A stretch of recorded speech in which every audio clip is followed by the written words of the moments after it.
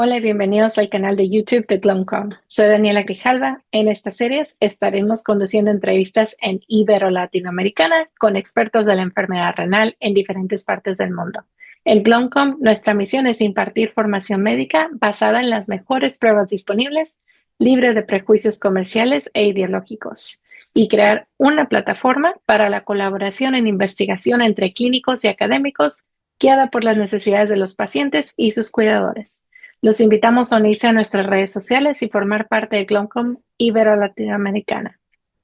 Invitamos a todas las personas que tengan un especial interés en las enfermedades glomoleculares a unirse a nosotros y juntos trabajar por un futuro mejor para los pacientes afectados con esta enfermedad. Dale like, comparte y suscribe para unirte a nuestra comunidad de Glomcom, donde seguiremos guiándonos para las necesidades de los pacientes y sus cuidadores. Hoy tenemos el honor y placer de tener una conversación con uno de los principales expertos en el campo de nefrología, Dr. Helmut Brinke. Recibió su título de médico de la Universidad de Chile y ha estado en práctica por más de 20 años. Su carrera profesional empezó en Chile, continuó en Alemania y sigue creciendo en Estados Unidos. Dr. Helmut Brinke es profesor de patología en la Facultad de Medicina de Harvard, director del Laboratorio de Patología Renal y Microscopía Electrónica en Brigham and Women's Hospital, y su investigación en patología renal registra unos 1.500 casos al año y han dado lugar a publicación de 153 trabajos de investigación, 59 artículos clínicos y 29 revisiones o capítulos de libros. Gracias por estar con nosotros. Muchas gracias por la invitación. Claro, es un gusto. Bueno, yo nací en Chile de padres alemanes, refugiados de antes de la Segunda Guerra Mundial.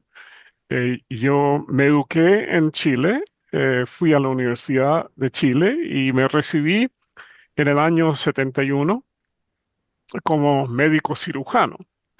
Y en ese entonces yo había pasado la escuela de medicina, pasaba por un tiempo un poco tormentoso, había muchas huelgas y yo me dedicaba a la patología. Yo me refugiaba en el departamento de patología del Hospital Salvador en Santiago y aprendí mucho de un patólogo muy querido, el doctor Sergio Donoso en ese entonces. Y bueno, el doctor Donoso durante los años me enseñó lo fundamental de la patología y él creía que era importante salir al extranjero. De modo que una vez recibido, yo obtuve una beca inicialmente para ir a Alemania, donde me formé durante un año como hematopatólogo en el laboratorio y en el departamento del profesor Lennart, que era una eminencia en ese entonces en patología de ganglio linfático.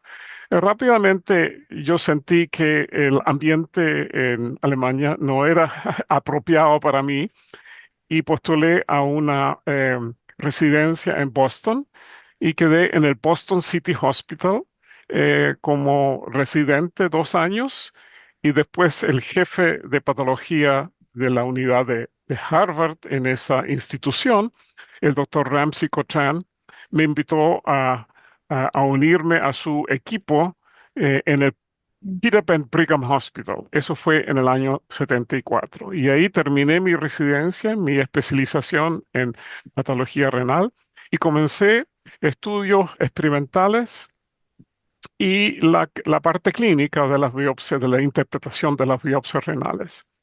En cuanto a la investigación, yo me enfoqué con el problema de la permeabilidad glomerular. Cómo es que las proteínas séricas se retienen en circulación y no penetran el filtro glomerular. Esos fueron estudios iniciales que los hice a través de un periodo de unos 10 años con ayuda de varios coautores, etcétera, etcétera.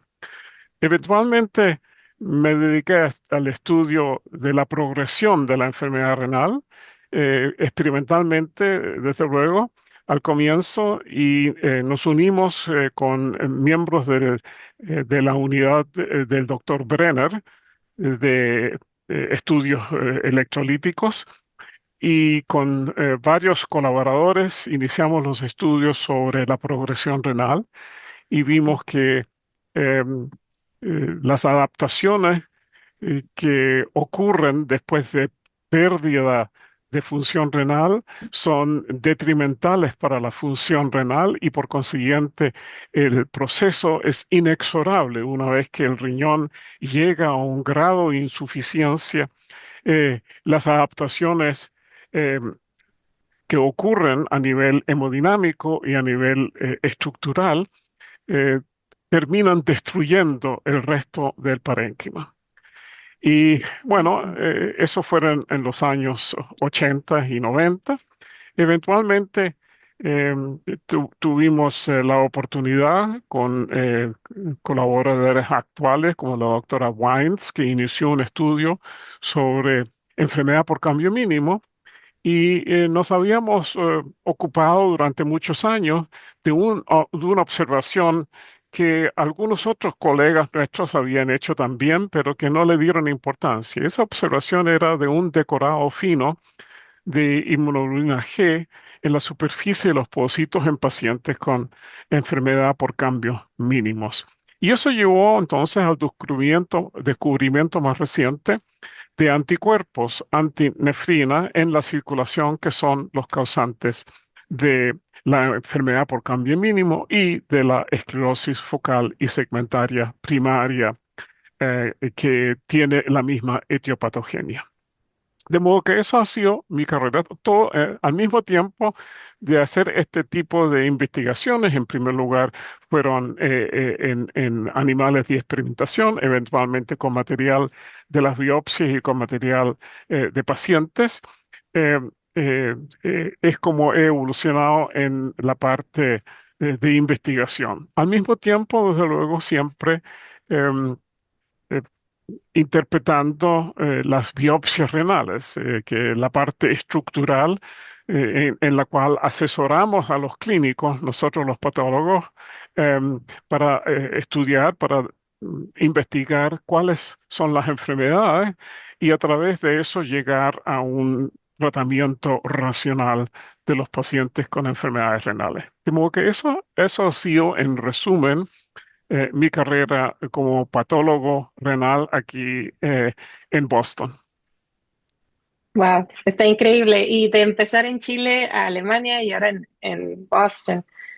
¿Ha notado, ahora que ya ha tenido su tiempo en Boston, ha notado como aportaciones que podrían transferirse a Chile del sistema, ya sea el sistema de salud o en cuanto a nefrología? Bueno, en general, lo que es importante, por lo menos lo que hemos pasado en este país y en mi institución, que dentro de un departamento como es patología, todos nosotros hemos elegido una subespecialidad. Con eso uno, desde luego, pierde un poco eh, la visión universal de la especialidad y nos concentramos más en un órgano en forma más específica. Tiene eso sus Mm. ventajas y sus desventajas.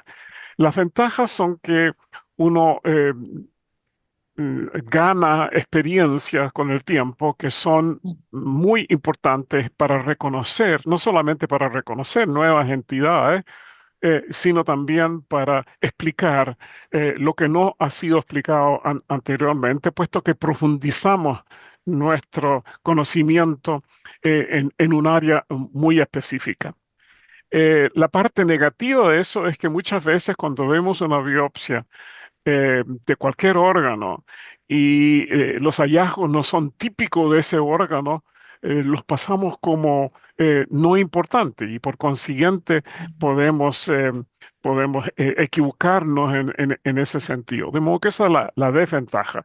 Yo creo que el progreso en general en medicina ha sido hacia la subespecialización y como ya dije, eso tiene sus ventajas, pero también tiene sus desventajas. Ahora, Me encanta. en cuanto a nuestra observación última sobre la enfermedad por cambio mínimo, esta enfermedad solamente se podía diagnosticar a través del microscopio electrónico, que es un instrumento Mm, caro que no está disponible en todos los países, especialmente en países en desarrollo. ujú. La técnica y la observación que nosotros hicimos permite por lo menos sospechar esta enfermedad con un gran grado de certeza con la inmunofluorescencia, que es una técnica que está más disponible en muchos países. Y por consiguiente, eso es algo que se puede trasladar inmediatamente a los países de menos recursos y que no disponen de microscopía electrónica como forma de examinar las biopsias renales. Wow. Y yo sé que hablamos desde el principio de su carrera, pero aparte de cuando fue invitado a trabajar en el hospital, doctor Hammond, ¿hay alguna etapa cuando estuvo en esa preparación de su carrera donde algo en particular le hizo elegir nefrología y luego su subespecialidad? ¿Como fue una motivación interna o fue más como punto de exploración en su carrera? Bueno, como siempre, nuestros ejemplos que tenemos en la vida son lo más importante. Los médicos que nos formaron tienen un mayor o menor impacto en nuestra vida. Y depende mucho de la personalidad de esos médicos. En el caso mío, el doctor Sergio Donoso, una persona muy agradable y muy sincera y muy eh, generosa, me permitió entrar a patología en forma fácil. Y a nivel del riñón y de la patología renal, fue el nefrólogo que existía en ese momento, que era el jefe de Mm, nefrología en el Hospital Salvador, el doctor Eduardo Katz, nuevamente una persona muy acogedora que me acogió en el laboratorio y me permitió trabajar durante los veranos, durante los fines de semana, etcétera, etcétera. Entonces son estas personalidades que a uno lo influyen. A eso se ujú, agrega un episodio, una tragedia, básicamente. Uno de los compañeros míos en medicina desarrolló insuficiencia renal crónica y comenzó diálisis. Y como no wow, habían diálisis en ese momento en el consultorio externo, digamos, para pacientes no hospitalizados, solamente se dializaban los pacientes con insuficiencia renal aguda que estaban hospitalizados.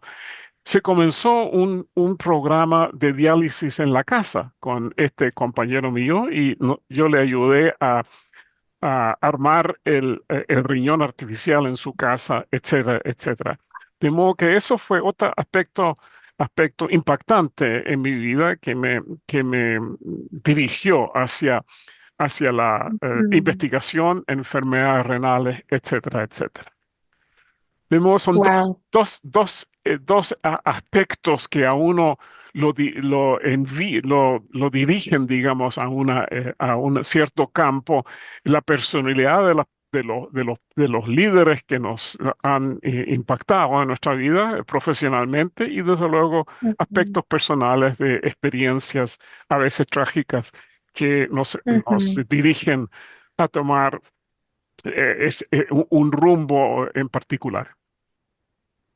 Wow, en paz descanse su Sí, compañero.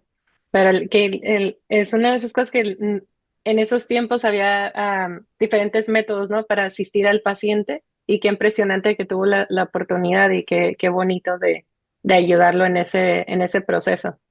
Y de seguir en su camino, acorde a las personas y los ejemplos que está, es muy, muy impresionante. Y gracias por compartir eso con nosotros. También cuando dirige ahorita sus investigaciones, las ha dirigido más en cuanto a como lo que ve en el hospital que es necesario o más como exploración, o también es dirigido acorde a los proyectos que se le han presentado. Y me refiero en cuanto a investigación, pero con su área de especialidad, no en general en el hospital, porque imagino que eso debe ser muy grande para cubrirlo ahorita, pero en cuanto a su especialidad. Eh, ¿Me puede repetir la pregunta de nuevo? Sí, claro, claro. Dirige o participa actualmente en la investigación de la enfermedad renal, pero en cuanto a su especialidad. Sí, bueno, a veces hay oportunidades que uno tiene que tomar ventaja y Ujú, en el caso mío aquí en Boston, el jefe mío durante muchos años fue el doctor Ramsey Cochrane, que tenía un interés muy especial, no solamente en el riñón, sino también ujú, en la microcirculación y la función de una célula muy especial, que es la célula endotelial. Entonces, él fomentó con su entusiasmo y con sus ujú, recursos y con sus contactos eh, eh, la, la dirección de la investigación que yo comencé en ese momento y persistí durante, desde luego con la ayuda de muchos fellows y residentes y desde luego la ayuda ujú. técnica de los asistentes en el laboratorio. Ok, ok. Y en cuanto a manejar las necesidades clínicas con la investigación y otros compromisos, ¿cómo lo ha podido manejar en general? Podemos decir cómo puede ser un balance en cuanto a vida y compromisos, o puede ser más comparado en cuanto a lo académico.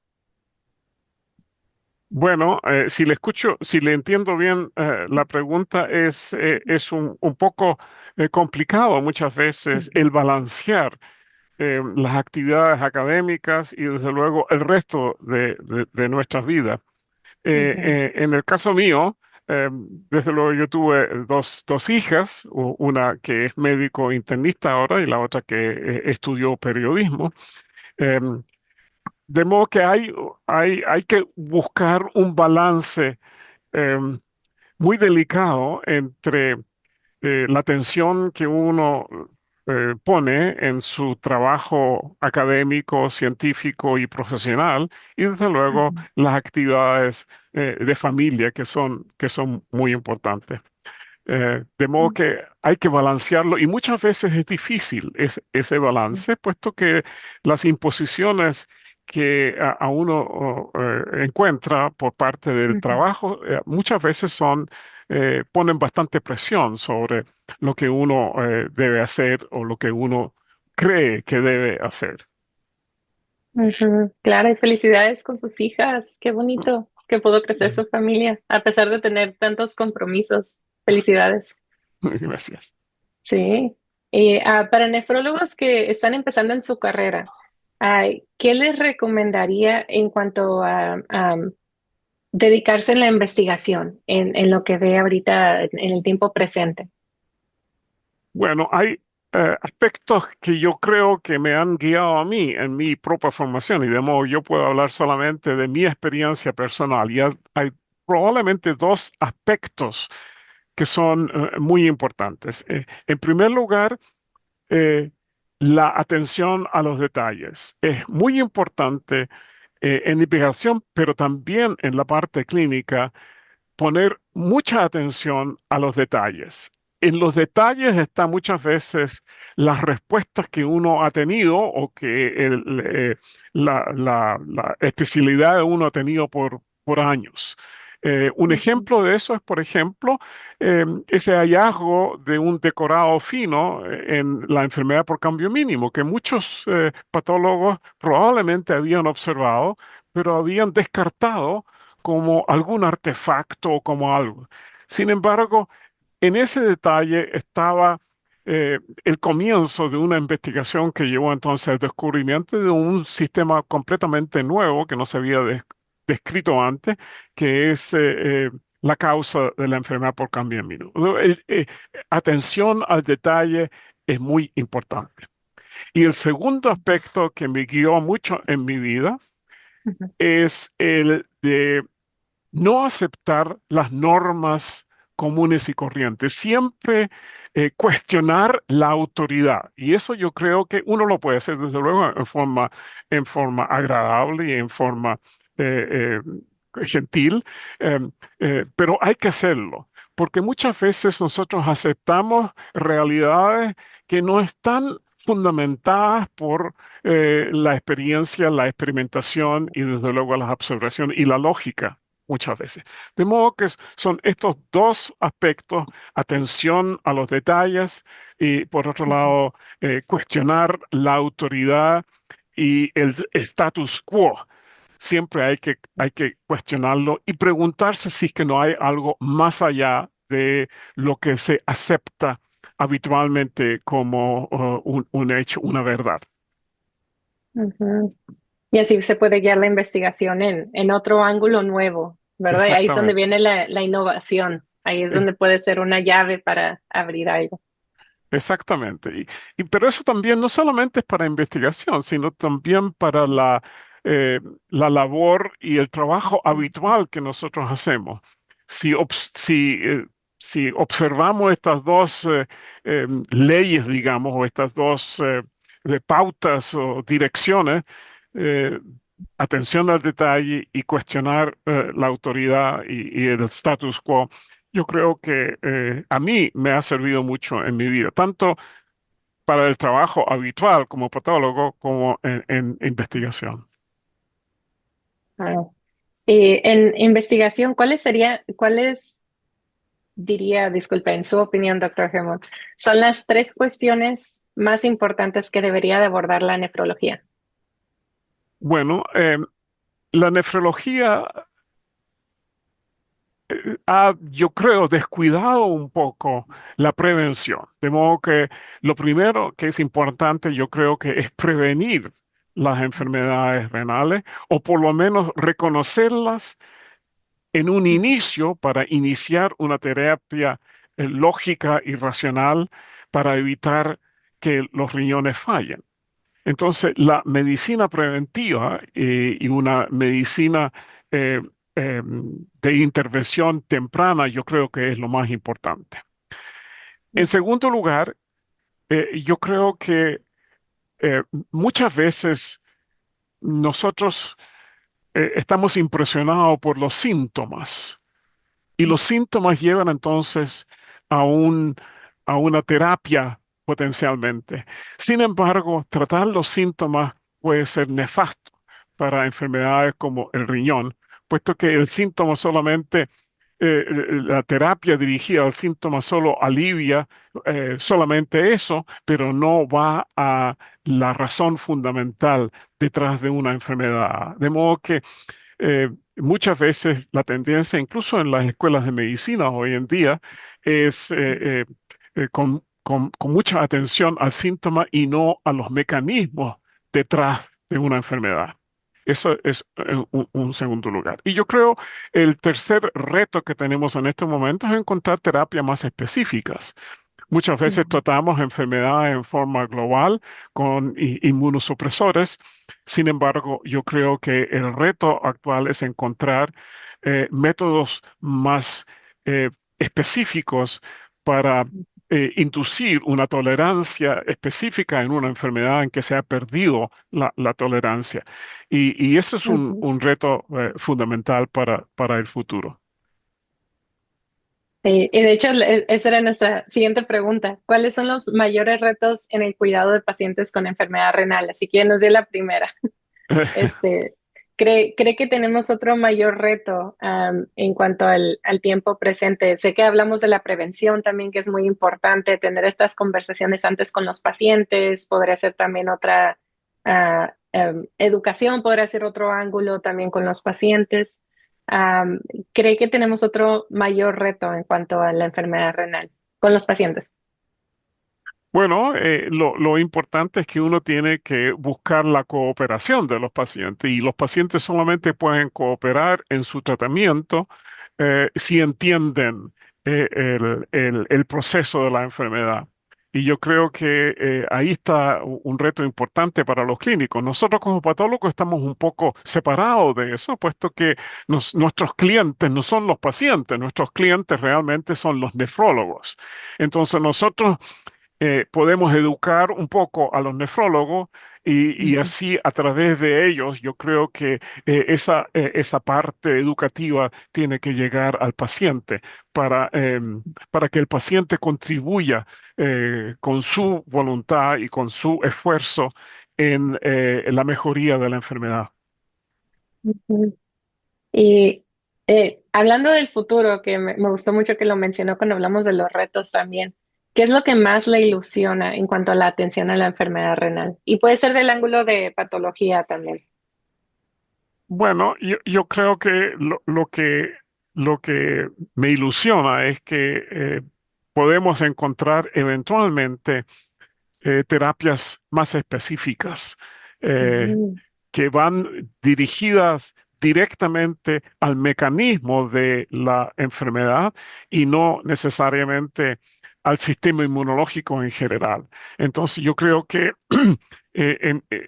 eso me da mucha esperanza que en el futuro va a haber un tratamiento más específico con menos efectos secundarios negativos que muchas veces les ujú, impiden que el paciente persista con un cierto tratamiento, puesto que las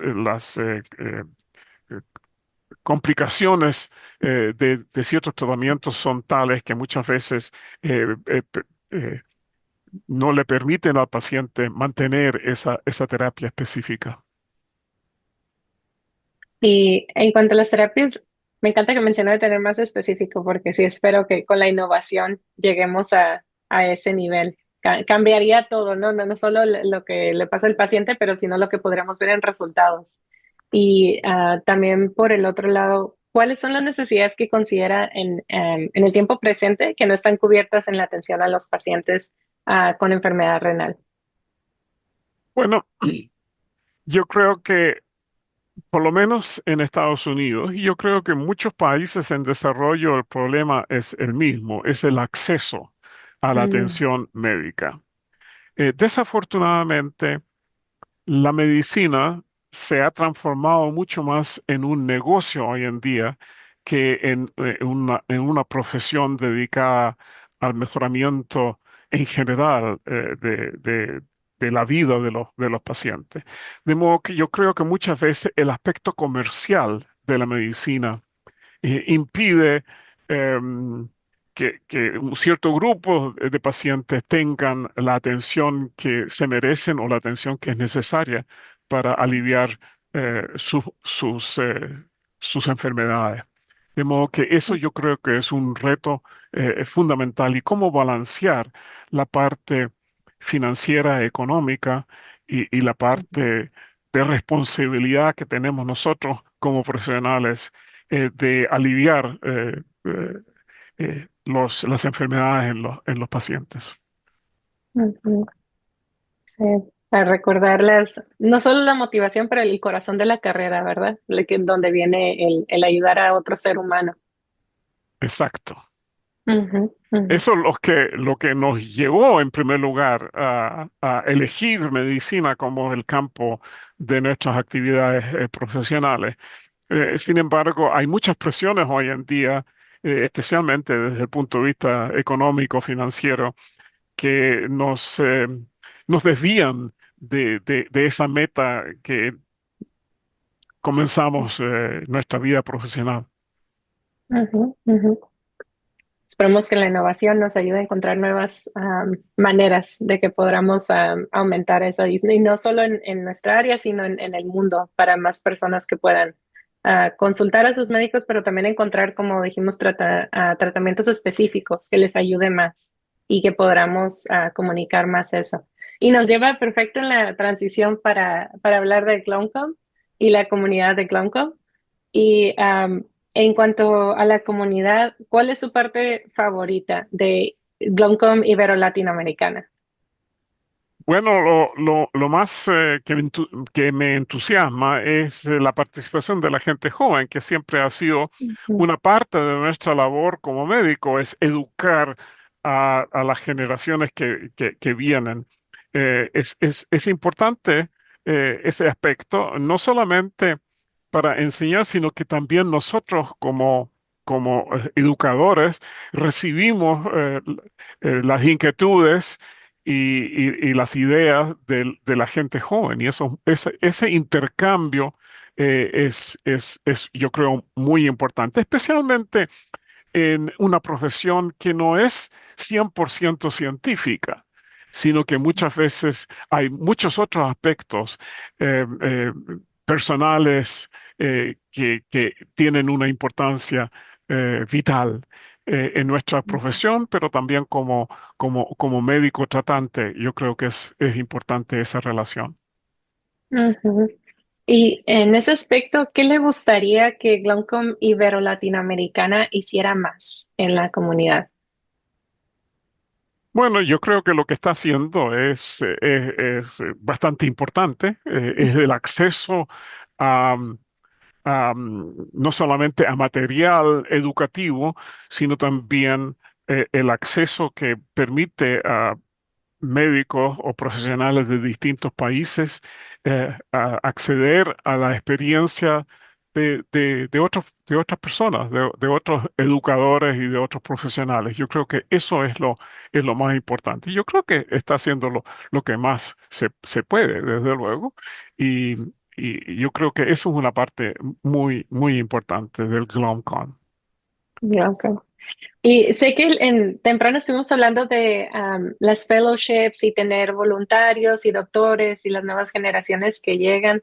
En cuanto a fellowships, ¿considera que en el mundo de la enfermedad renal podría ser de gran ayuda tener más fellowships con la nueva generación para darles más oportunidad de entender, aprender y como dicen, de crear estas relaciones de aprender de otras generaciones, tener la oportunidad de estar ahí en presencia, digamos, más que, digo, tenemos ahorita mucha oportunidad de absorber información en línea, ¿verdad? Como la oportunidad de ahorita hacer la entrevista, pero al mismo tiempo, como mencionó, las relaciones de estar presente, las relaciones de ver los casos en persona, ¿considera que eso ayudaría a las generaciones jóvenes? Disculpe.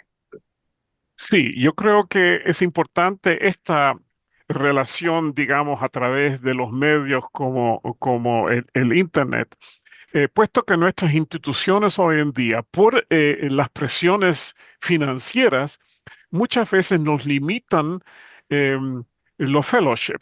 Los fellowship significa una cierta inversión, desde luego, por parte de las instituciones. Y muchas de nuestras instituciones hoy en día no están dispuestas a invertir capital en fellowship.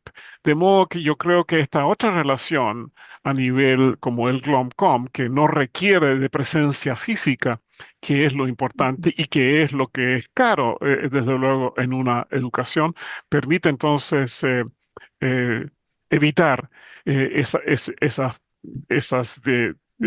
complicaciones que tenemos en nuestras instituciones. Anteriormente, hace 20, 30 años, era bastante fácil ofrecer un lugar a un extranjero para venir a observar durante 6 meses o un año o 2 años a través de distintas formas de financiar esas visitas.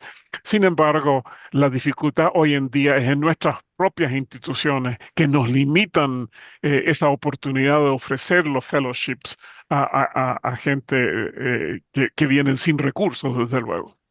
Y muchas veces nuestras instituciones exigen un cierto pago para esas visitas que yo creo que es una aberración completa y que no debería existir desde luego. Porque es donde vemos las barreras para los estudiantes que no puedan tener ese acceso financiero.